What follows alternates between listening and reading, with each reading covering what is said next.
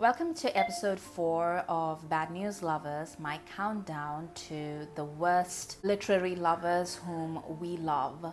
Although why is pretty much anyone's guess once you start to really plumb the matter. And today's tribute is Laurie from Little Women. Now, if you grew up reading Little Women and you love the novel, as do millions of young women all around the world, then you're probably feeling a little bit attacked right now. And here's why you shouldn't. The problem with Laurie is not in Laurie per se, but in the way that that novel was written and the way it was structured and a lot of things that went on off page, so to speak. So we start with Louisa May Alcott, who wrote this novel, and she actually was not a woman who wrote for an audience of women or of little girls, and she actually did it for financial reasons and also for reasons of parental affection, because it was the only way that she could get her useless dad to publish his manifesto. Like, he had literally failed at a bunch of things, and then he had this book that he had written and nobody wanted to publish it, and then she introduced him to her publisher because she used to write these really sensationalist things, kind of like Joe, and her publisher was like, fine, I'll publish this book that nobody's going to want to read as long as you write me a book for one of my growing markets, which is young girls. And Alcott literally thought that was like the worst idea. Like, she had no connection whatsoever with women. Like, she thought of herself as a tomboy and as a very masculine woman, and she didn't want to get married, and she was really dedicated to a life of intellectual pursuit, and she didn't know what to write for a bunch of silly little girls, basically. Don't be mad, this is very proto-feminist. And so she ended up writing this book, which is the first part of Little Women, which is the story of the young girls growing up with their mother while their father is away at war. And both she and her publisher thought it was crap until he sent it out to a couple of beta readers, and they were like, oh my god, this is amazing. We love it. We want more. And that's how Little Women came to be. So this wasn't a work of her greatest ambitions or her convictions, and she didn't labor over it with love and care. She like knocked it out in like 2 months or something, and she did it for the cash, which I respect. If you too can write a Little Woman for the money, you should do it. I support you. But the entire story was basically modeled on her own family life. So she identified most strongly with Joe, who was her fictional stand-in, and then she had a sister who died of scarlet fever when she was tragically young, and Marmee is actually her own mother, like that's what she calls her own mom. And the absent dad is also modeled on her own father, who was emotionally absent because he was going through a period of deep depression. And when the first part was published and it became such a runaway success, her publisher came back to her with all this reader feedback, and they wanted a second part where the girls had grown up and they wanted to see what would happen to them, and all of them wanted to see Joe and Laurie together.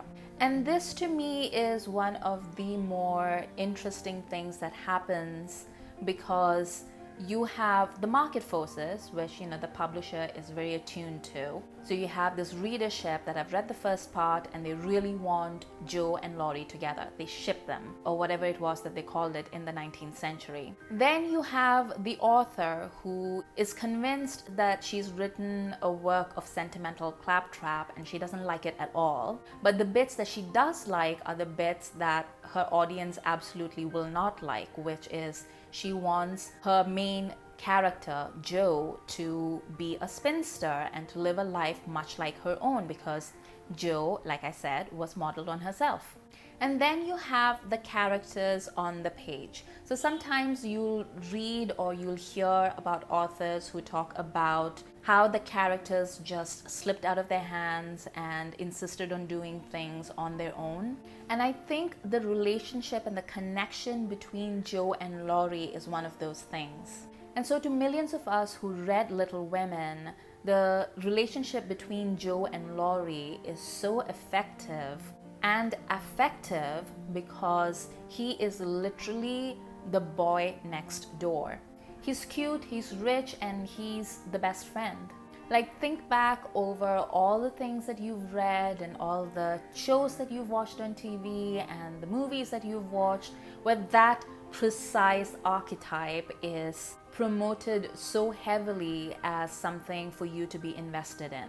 That was not invented by Little Women, it was just one of the earlier novels to really knock that trope out of the park. I mean, even today there's an entire subgenre of romance which is about best friends to lovers, right? People like it. There is an inherent romantic value in the idea of two people who grew up together and who know each other so well and so intimately and are so aware of each other's desires and hopes and ambitions and come together to help each other become the best that they can be. That is powerful, because one of the greatest fears that a human being has is that if somebody gets to know us very intimately and gets to know exactly who we are as people, then we might somehow be unlovable. And the idea of Joe and Laurie is the complete opposite of that. But then we come to Laurie.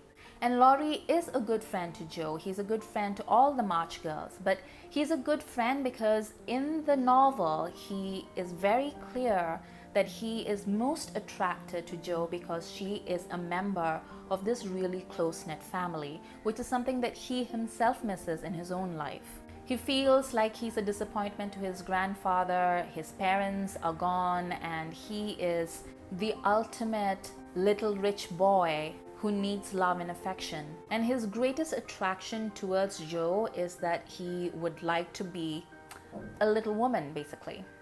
So then what happens when Joe basically looks at him and is just like, ew, you're like my brother.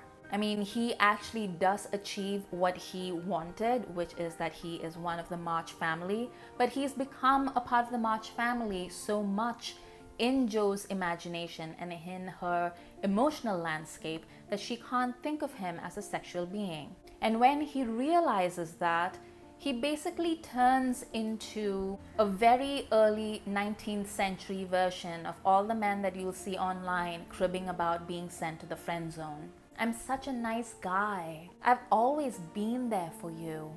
Why don't you love me?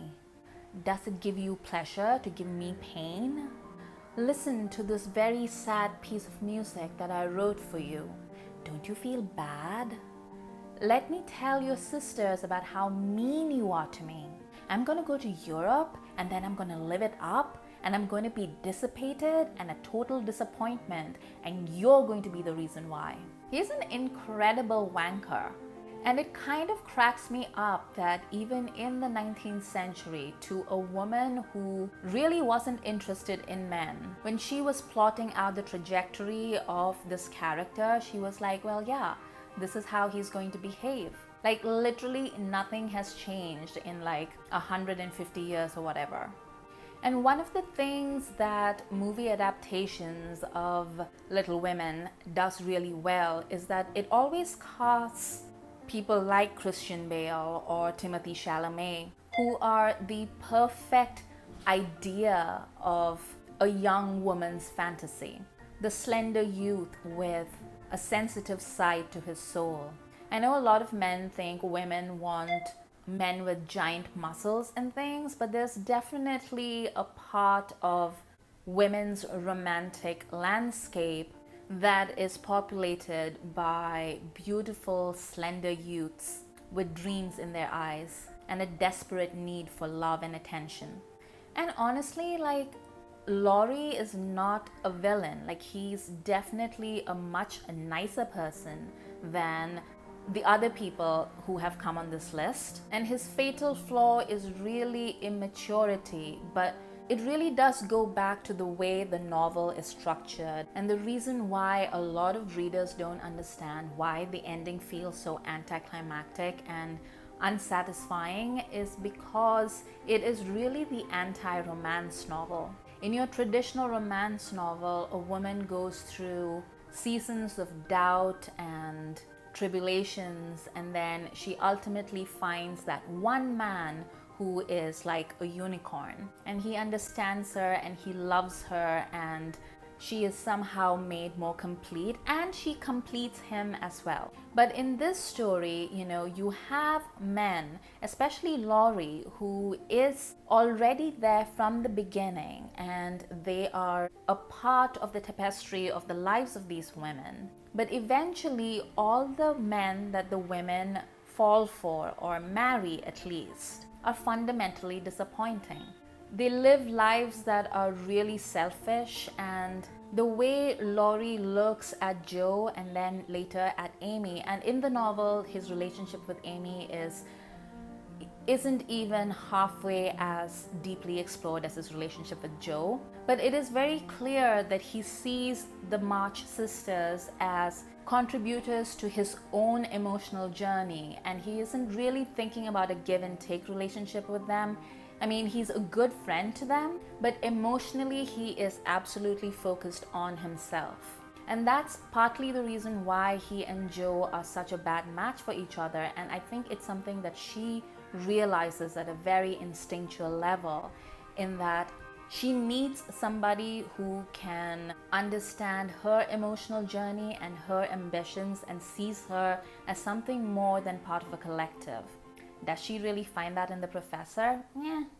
But the professor is not nearly as important in our imaginative lives as Laurie.